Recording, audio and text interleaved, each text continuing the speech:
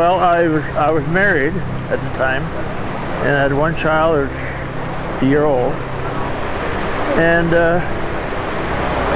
I kind of wanted to do my part, and so I enlisted. I went a little later in D-Day. I was about 3 days after or something.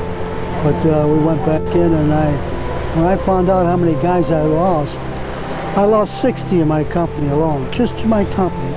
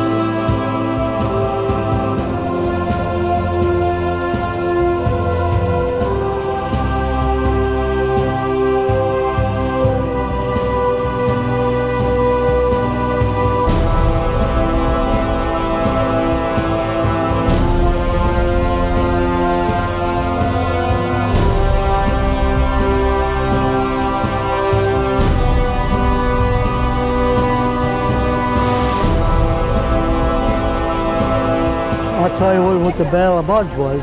It was so cold you couldn't stand it. 20 below zero. You walk guard duty, you couldn't walk, you couldn't stop walking or you'd die. You'd freeze to death. What we did was to sweep the mines so the larger ships could get in the shore and unload what they need to unload and then out, so forth. Otherwise you couldn't get any supplies to them. Well, I was a storekeeper, and we were at general quarters, and we were torpedoed. But I know when we were hit, it was like the ship coming right out of the water, you know, like your legs were broken.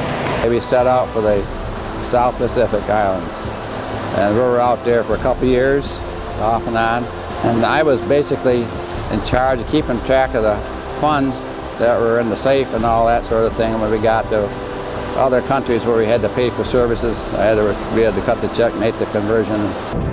From a distance, they said, "There goes they're raising the flag now in Iwo Jima." We could see it from a distance way down the hill. About 4 or 5 days later, they called the roll call. And the guy got us all out there and he said, "Guess what?"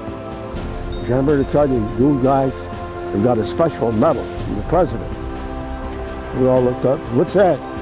Or "What the heck did we do?" You know, he said, "Well, the Japanese had a battleship they called the Yamato.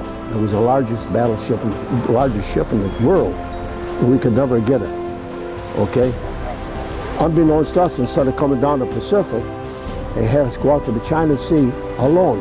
No other ships, right? Hello. To suck out the Yamato, which came after us, and they sunk the Yamato.